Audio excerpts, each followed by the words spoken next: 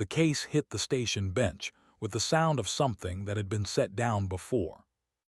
Not placed, not presented. Set down, the way a man drops a bag he has carried so long the weight has become neutral. The hall was all light pulse alloy and plasmark sconces, 82 species seated in curved rows that climbed to the ceiling like the inside of a shell. Instructor Yane floated at the front, crystalline facets running a low amber sequence that read, in Luvik's choral body language, as professional composure. The session manifest on Yane's display listed the human in the second row, left quadrant, Earth Expeditionary Corps, Staff Sergeant, Interspecies Relations Placement. No weapons certification attached. Yane had filed him under guest observer as a courtesy. The case was plain. No indicators, no ports, no surface markings at all except for a worn strip of fabric tape across the latch that had been written on in black marker, Earth Standard Script, 3 letters and then mostly rubbed away. That was the first wrong thing, not ominous, just off. Grixel of House Vaughn entered last. His rifle assembled itself as he walked, segments lifting from his carry harness and locking into formation in the air around him. A slow blue rotation, the kind of hardware that cost more than most planetary militias deployed in a full calendar year. He was Vortari, built tall and angular, with the relaxed posture of someone who has never been told they weren't the most qualified person in a room and had decided to take the lesson to heart. He glanced at the human's bench as he passed. The laugh was brief, not unkind. It was the laugh of someone who had already seen the punchline and was simply waiting for everyone else to arrive at it. Yane called the session to order. The display behind the podium resolved into the day's title, Failures of Obsolete Weapon Systems and Their Role in Cultural Mythmaking. The human, Elia's Roar, that was the file name, opened the case. The M4 lay in foam cutouts. It did not glow. It did not pulse. It had no self-assembly and no drive field and no holographic sight running a calibration cycle. It was made of metal and polymer, and it looked like what it was. A thing built by people who wanted it to do exactly one thing and had spent a long time making sure it would. The silence that followed was not respectful. Yane's facets ran one dim pulse, reading the room, recalibrating nothing yet. Grixel crossed to the human station. He introduced himself by full house designation, by certification rank, and by his current advanced coursework standing, not boasting exactly, just presenting the information with the ease of someone who expected it to arrive with appropriate weight. He had 2 cadets trailing him at a modest distance. They had not been asked to follow. They had simply learned that when Grixel moved, things worth seeing tended to happen. He looked at the rifle. "Is that a kinetic weapon?" he said. "You brought ballistics to a weapons theory class." A pause. Then, with genuine delight, "Stars, tell me that's a museum piece." Elia's Roar did not look at him. He was checking the rear sight, pressing it down once with his thumb, satisfied with the click. "It's gas-operated," he said, to no one in particular, or rather, to the insected cadet on his left, Friska, who had been watching the foam cutouts with cautious interest. "Direct impingement. Been in service since the early 2000s. Variants are still standard issue." Friska said, "Standard issue where?" "Earth." Grixel picked up the thread with practiced ease. He asked about quantum locks. Elia said none. He asked about gravitational drift compensation. Did it have internal gyro correction, any kind of adaptive stabilization? Elias said no. He asked about the AI targeting suite, and Elias, still looking at the rifle, said, "These." He tapped the skin just below each eye, 20/10 vision. The class laughed. Grixel performed the punchline face, the gracious, entertained expression of a man who had set up the joke on purpose, which he hadn't, but which he was agile enough to claim retroactively. Elias did not laugh. He set the rifle back in the foam. Yane, watching from the front, noted a small thing. The human had not checked the room once. He had checked the rifle. That distinction existed somewhere in Yane's facets as a dim flicker of something, not quite interest, not yet. The blind spot was fully formed by then, though no one had named it yet. Grixel was not cruel. He was operating from a framework as solid as any Yane taught. Operational superiority tracks directly with technological ceiling. A weapon's value is what it can do at its maximum capacity. This thing had no ceiling to speak of. No autonomous compensation, no quantum lock, no adaptive suite. The absence of those features was not a stylistic choice. It was the weakness. Grixel was not mocking the man. He was checking the tool against the only measurement he had, and the tool was failing the check. The audience knew something Grixel didn't. So did the foam cutouts in their way. Yane announced the sub-environment dome trial parameters: electromagnetic interference, variable strength, cycling at random intervals, polymer fog density sufficient to drop optical range to 3 meters or less, variable traction floor, simulated battlefield contamination, fluid and particulate, limited visibility. The kind of conditions that didn't kill a weapon. They just revealed what the weapon actually was when the conditions its designers had assumed no longer applied. If your weapon cannot function within these parameters, Yane said, you may wish to reconsider your career path. The tone was neutral. Yane's brief glance toward Elia's station carried a faint prismatic edge, not quite pity, not quite amusement. Later that day, the session file would note that Yane had assessed the human's probability of meeting minimum trial performance at 31%. Elias, for his part, did one thing before the group moved toward the dome corridor. He opened the left side pouch on his pack. He checked that the laminated photograph was still there, sun-bleached, a little soft at the corners from years of being taken out and put back. He did not take it out. He zipped the pouch closed. The pouch rode on his left hip as he followed the group out. He didn't look back at the bench. He didn't look at Grixel. He moved like a man who already knew where he was going. The dome was a sub-environmental simulation chamber, the Academy's most accurate analog for contested theater conditions. 60 meters across, ceilinged at 25, the floor configurable to any surface type on record. When the door sealed behind the group, the lights shifted to the yellow-gray of electromagnetic saturation, and the fog came in low and fast, polymer mist that smelled faintly of recycled coolant and had the texture of steam that had been filtered too many times. Visibility, gone to 3 meters inside 30 seconds. Grixel activated his targeting HUD. The display resolved in the air in front of him, target acquisition circles, threat probability mapping, compensating for the magnetic noise. He ran the calibration twice. Everything aligned. He was, as the room expected him to be, prepared. He performed a flourish with the rifle's charge cycle. An unnecessary move, technically, but it had the shape of competence and the sound of certainty. And the cadets who could see him through the fog responded to it the way they always did. The trial began. Grixel's first 2 targets fell clean. The third one clipped. His compensator cycled half a second late as the M interference spiked. He adjusted, fired. The 4th target fell. His rifle entered an overheat cycle during the 5th engagement. The HUD broadcast the error in red center display. Thermal limit reached, forced cooldown 15 seconds. He stood in the fog with a rifle that wouldn't fire, and said something in Vortari, low and sharp, that Yane's translation buffer logged as a technical expletive rather than emotional language. Across the chamber in the fog, there was a sound.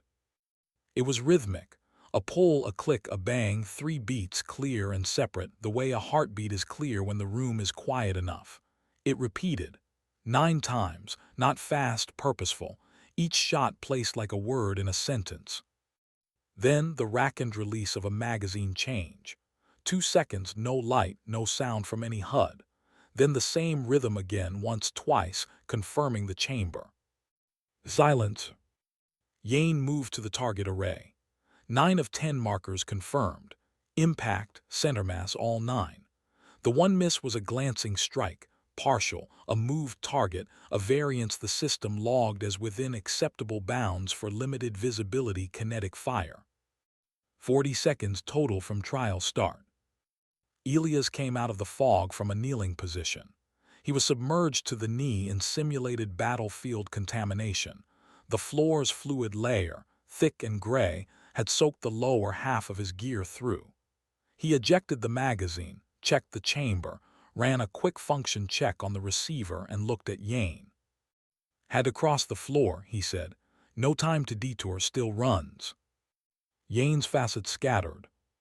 It was involuntary. That was the thing, the readable thing, the tell that every cadet in the room knew to watch for. Full spectrum, prismatic, lasting exactly 0.3 seconds. The involuntary scatter that meant Yane had not expected that. No one spoke for a moment. Then Yane moved to the session file and revised the lecture order. The update pushed through to every cadet's display.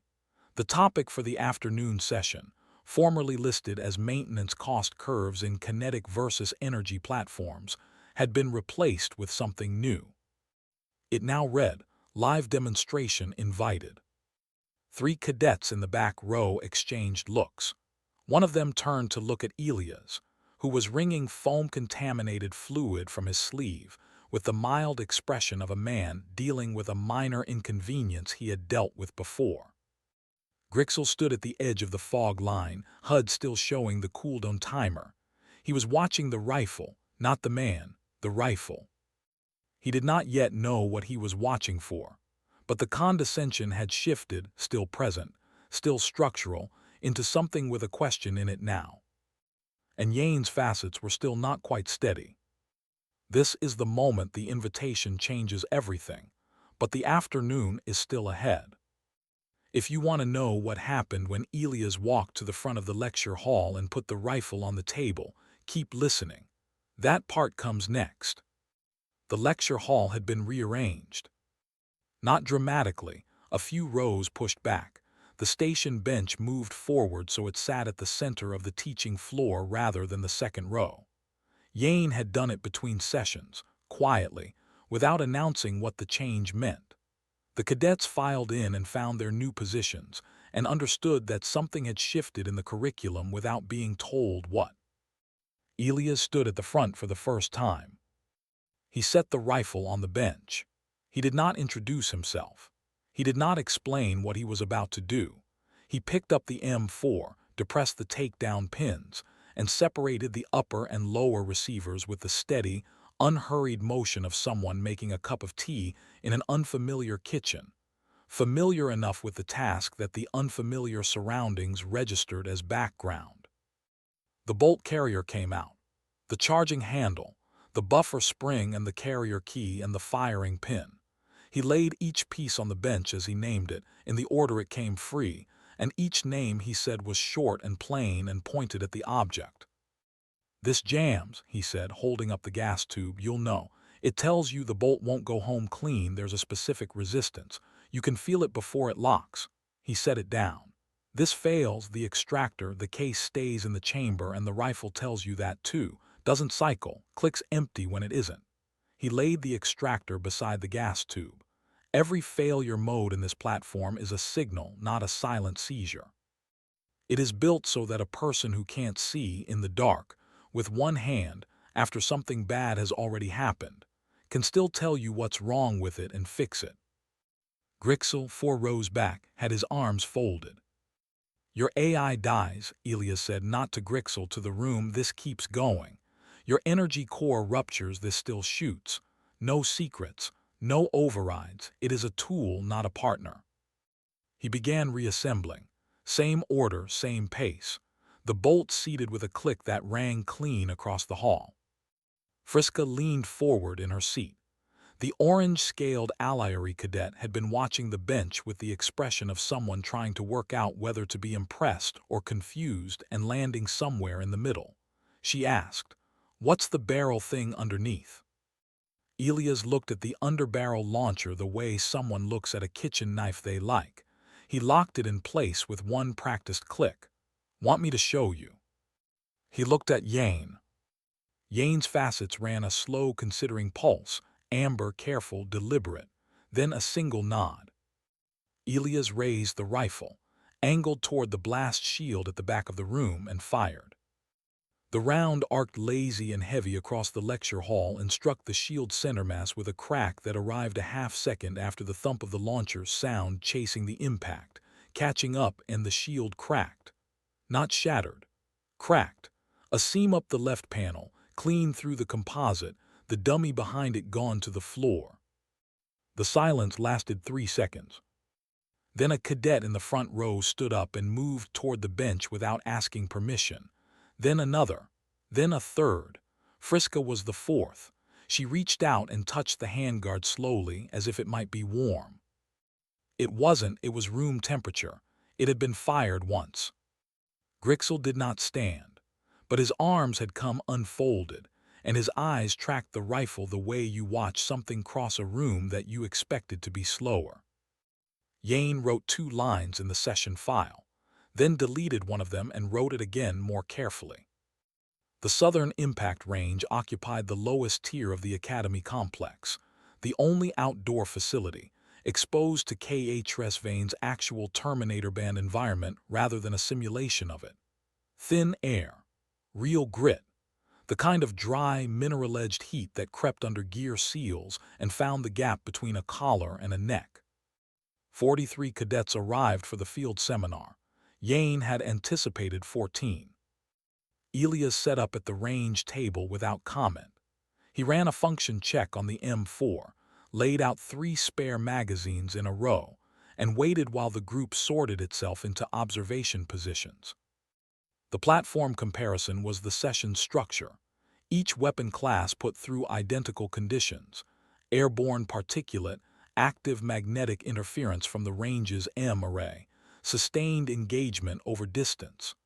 Standard doctrine held that the energy and plasma-based systems would perform within acceptable parameters. They had in every previous comparative trial on record. The plasma carbine went first. It cleared 4 targets before the first cadet's shot grouping began to scatter. The internal coolant lines, sealed for atmospheric operation, were reacting to the grit, not clogging exactly, but degrading the seal on the thermal exchange port.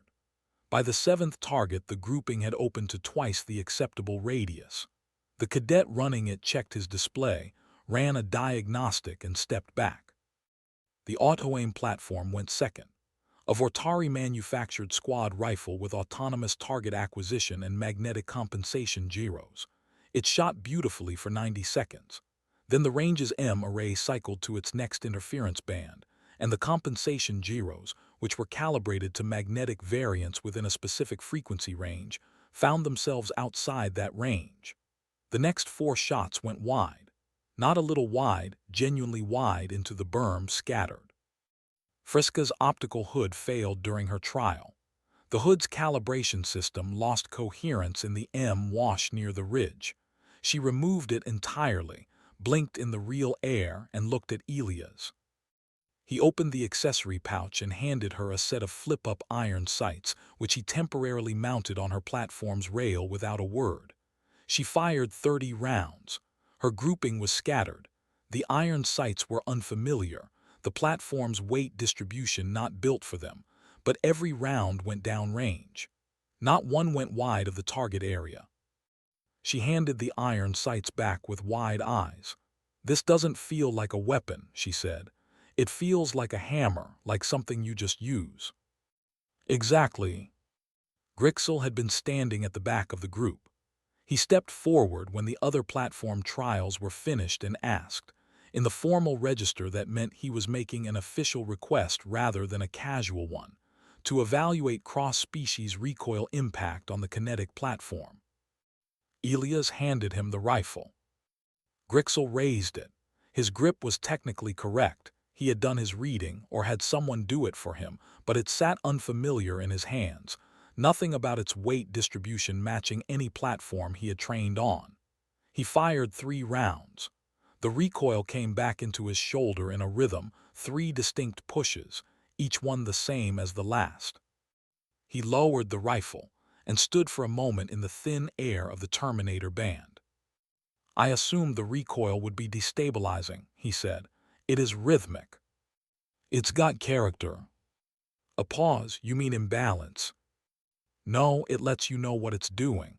If you're listening, it tells you everything. No surprises." Grixel did not reply. He handed the rifle back, and Elias slung it without looking, the familiar weight settling across his shoulder blades in the place it always settled.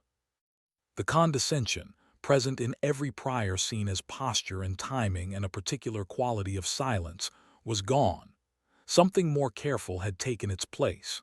Not admiration, not yet, maybe not ever from a man built the way Grixel was built. But the certainty had a question in it now, and the question was getting harder to ignore. 43 cadets packed up in the thin heat. Yane had not moved from the back of the group for the last 30 minutes. The light pulse pattern running through Yane's facets was low and steady. The pattern Elias was starting to read as quiet interest reaching the edge of something. The armory annex smelled of mineral oil and something metallic and dry. Not blood, not machinery exactly. The smell of tools that had been cleaned so many times the cleaning had become part of them.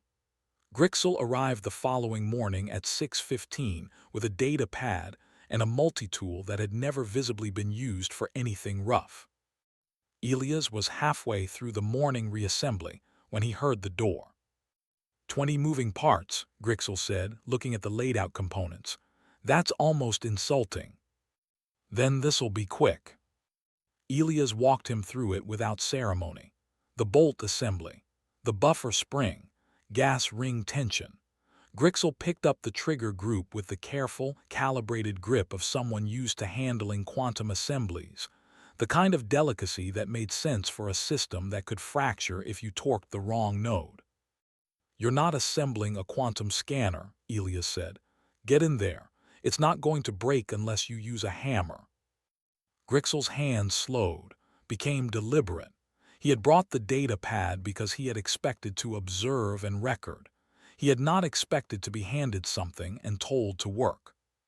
"You don't really understand a weapon," Elias said, not looking at him, reassembling the upper receiver without needing to, until you've taken it apart in the dark with blood on your hands and shaking fingers. Complexity isn't the point. What still works after the complicated stuff fails, that's the point. Grixel finished the trigger group. It seated correctly. He looked at it for a moment with an expression that in Vortari body language translated as something between "this is not what I expected, and I don't have a category for this yet." Then he asked about the service record. Not casually, formally. "Proof of lineage," he said, which in the Vortari weapons certification framework was a specific and serious request. Documented evidence of a platform's operational history and its chain of physical custody. Elias opened the left hip pouch. The photograph came out, laminated, sun-bleached corners soft. A soldier in dusty fatigues, face streaked with grit, holding the same rifle in the same basic configuration it currently sat in on the bench. Firebase Charlie, Helmand Province, 2091. The planet was Earth. The war was a regional one, long resolved. The rifle in the photograph was pointed down, muzzle toward the ground, the soldier's expression not triumphant or grim, but simply the expression of a man between two things who happened to be photographed. "This is the same rifle." "Mostly, parts have been replaced over the years, the barrel's newer and the handguard, but the lower receiver's original." Elias pointed. "Fire selector. I filed that groove myself. Matches the one in the photograph." Grixel took the photograph. He held it carefully. The way you hold something you've decided is more fragile than it looks. He studied the lower receiver in the image, then the lower receiver on the bench. He did not hand the photograph back immediately. When he did, he was quiet for a moment. Then, "There is value," he said, "in failure modes being predictable. That is not something we designed for." It was not an apology. It was not an admission. It was a Vortari weapons engineer with the most expensive hardware certification in his cohort saying, quietly and without audience, that he had found an edge of his framework and was standing on it. Elias slid the photograph back into the pouch and zipped it closed. He picked up the rifle, ran the last function check, and slung it. "Squad simulations tomorrow," he said. "You'll want to make sure your power cell is fully charged." Grixel looked at him. "I'm aware." "I know, I just like saying it." That finally got a short sound from Grixel, not a laugh, but something adjacent to it, the involuntary kind that happens when something is unexpected enough to bypass the decision to respond. He left the armory with the data pad still blank. Yane filed the formal proposal to the Tactical Integration Board at 3:40 the following morning, 3 hours after the Dome trial, a day before the squad simulation. The proposal cited 2 data points and 1 observation. The data points were the Dome trial result and the field seminar's comparative platform performance. The observation was a single line. Kinetic platforms demonstrate performance characteristics under contested environmental conditions that current doctrine has no framework to evaluate. Yane had not told Elias. The board would respond within 72 hours. Yane did not know what they would say.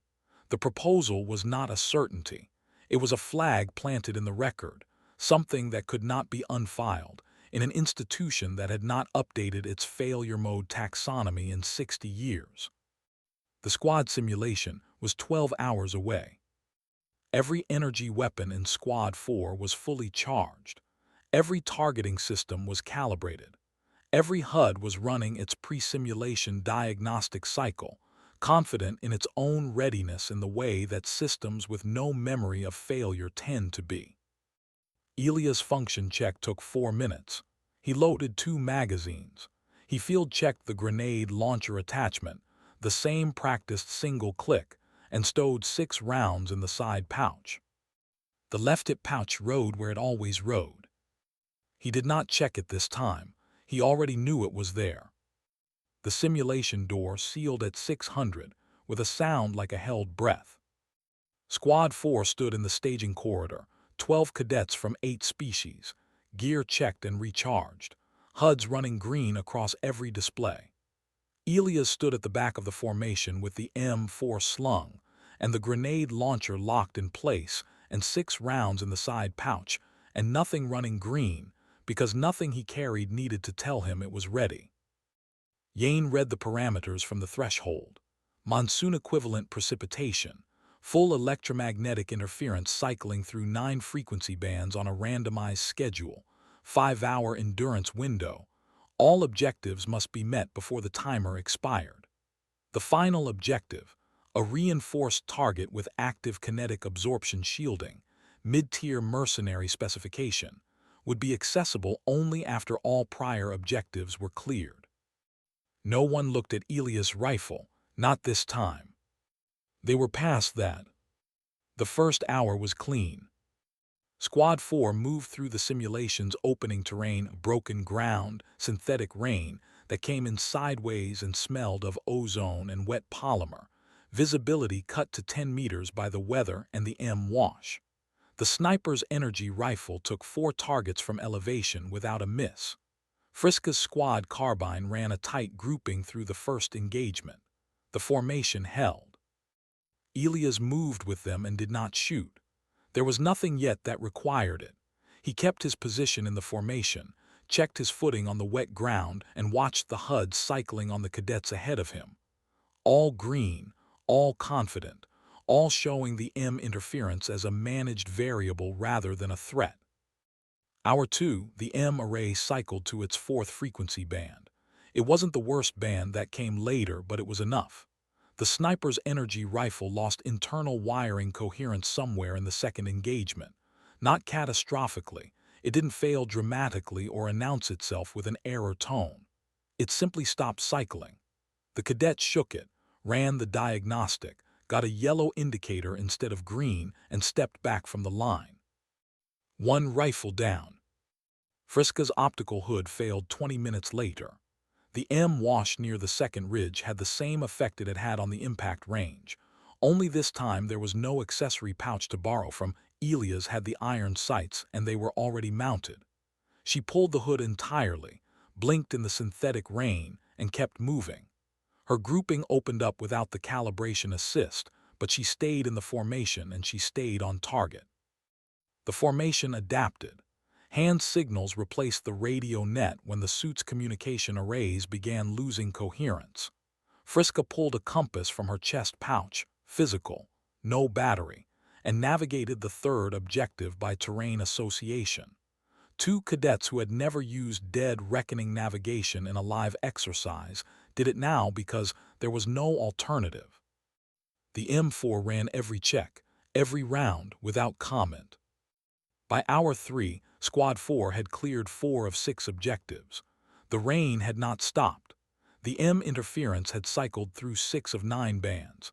Every energy platform in the simulation was showing yellow or orange on at least one system. Elia's display showed nothing, because he had no display. Hour 4, the M surge. It came through the 7th frequency band. The one no calibration on file had been built to handle, because the Academy's doctrine assumed that a weapon system shielding would be sufficient for any electromagnetic environment on record. The surge lasted 40 seconds. During those 40 seconds, every energy weapon in the entire simulation, across all 12 squads running concurrent scenarios, experienced a cascading failure event. Not all of them failed permanently. Some would recover.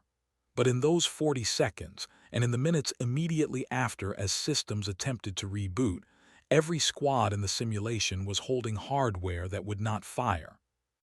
Squad 4 still had 2. The M4 and the grenade launcher attached to it. The Avenari cadet Tane, a quiet 4-limbed species, worked the left flank, took a fall crossing the 5th objective's approach slope, wet ground and a bad angle, and came up with one of his forward limbs at a wrong position. Not broken at the joint, but something pulled badly enough that he was moving slow and favoring it. Elias stopped beside him. He unclipped the sling, stripped a carbon rod from his pack frame, the structural rod that held the pack's shape, and used the launcher sling straps to splint the limb in the position it was already holding, taking the load off the injured structure without immobilizing the other limbs. "Can you move?" he asked. Tane moved. "Then move." The squad moved. The final target was at the far end of the 6th objective, a reinforced dummy with an active kinetic absorption shield running off a self-contained power cell. The kind of mid-tier defensive system that made energy weapons the preferred approach, because energy weapons could cycle faster than kinetic absorption could reset. The preferred approach was offline. Every squad in the simulation that had reached this target was currently waiting for systems to reboot. Squad 4 did not wait. Elias raised the M4 and fired. The first round hit the absorption field and transferred. The field took it, cycled, reset. Second round, same result. Third. The field was rated for kinetic absorption at single projectile intervals. It was not rated for sustained kinetic impact across a short window. Fourth round punched through the cycle gap. Fifth. The field flickered, the power cell compensating, redistributing, buying half a second of stability. Elias changed magazines without looking. The motion took 2 seconds. The field was still flickering. 5 more rounds, the field failed, the shield dropped. The grenade launcher thumped twice into the supporting positions, not the dummy, the 2 flanking emplacements that would have activated on squad approach if left active. They went dark. The dummy went down with a hole in it the size of a spread hand. Simulation complete. The announcement came through the PA system in the flat, administrative tone of a system that did not understand what it was confirming. Squad 4, all objectives met. Endurance window, 4 hours 51 minutes. Equipment reliability benchmark, exceeded all categories. Yane did not speak. The silence lasted long enough that 2 cadets in Squad 4 exchanged a look. The kind of look that meant, is the instructor going to say something, or should we? and then thought better of finishing the question. Then, Squad 4 met every objective and exceeded equipment reliability benchmarks across all categories. Nothing else. Elias ejected the magazine, cleared the chamber, ran a function check on the grenade launcher and stowed the 2 spent casings in the side pouch. He slung the rifle.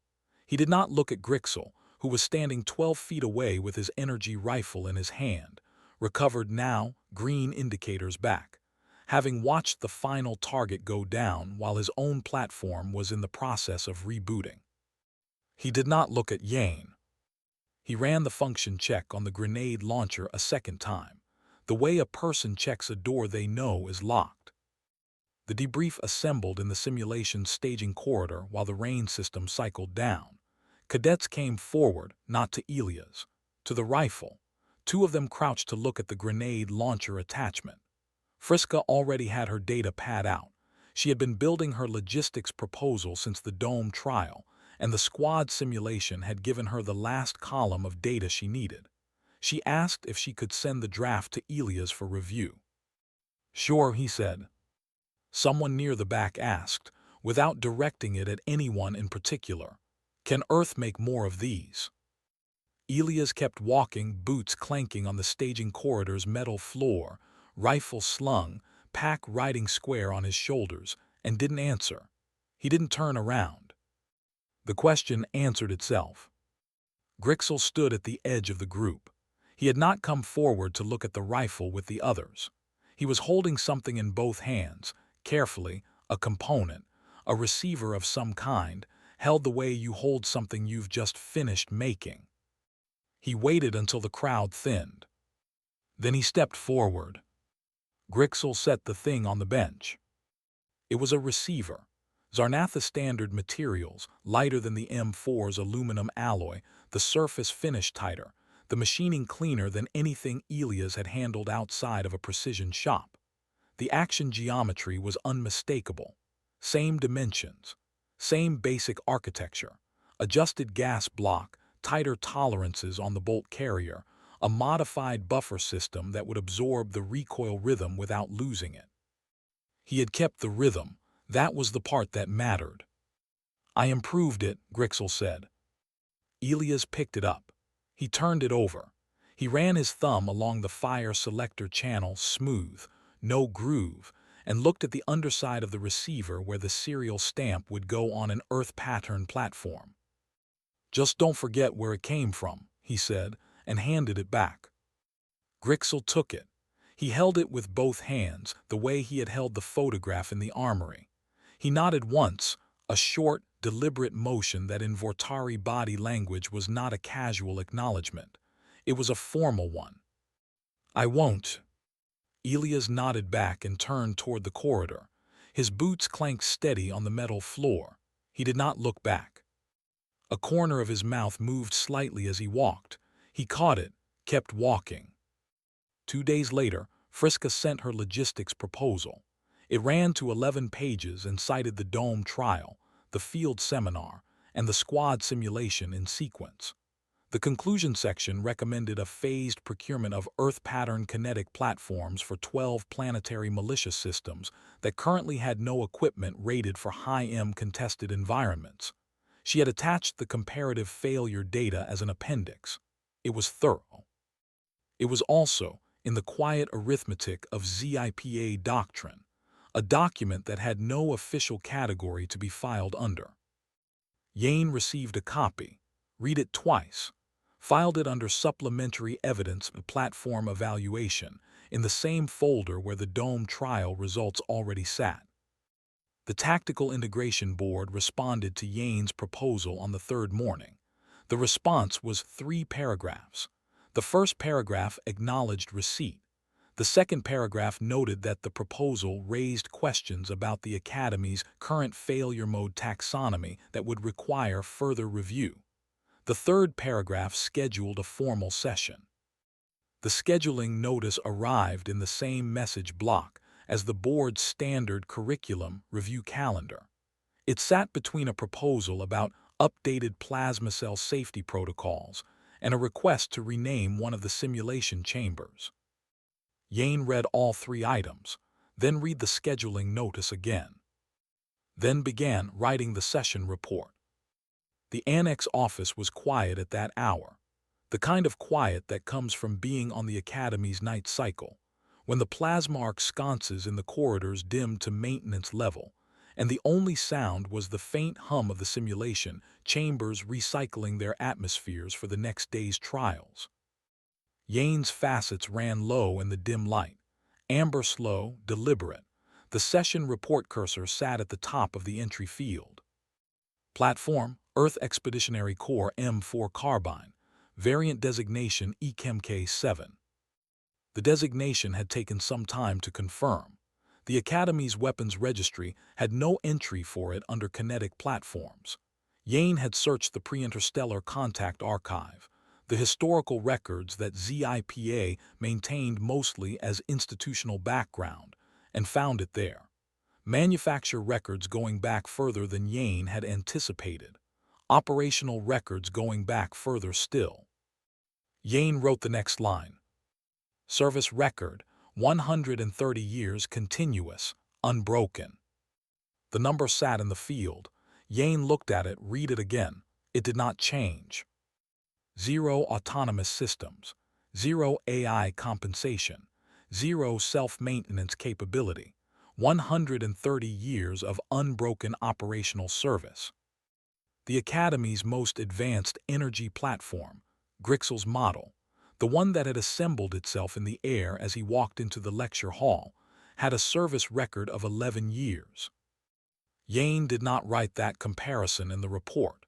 It would be implied by anyone who read both entries. It didn't need stating. The photograph was on the desk beside the terminal. Elias had left it, or Yane had asked for it and Elias had handed it over without ceremony.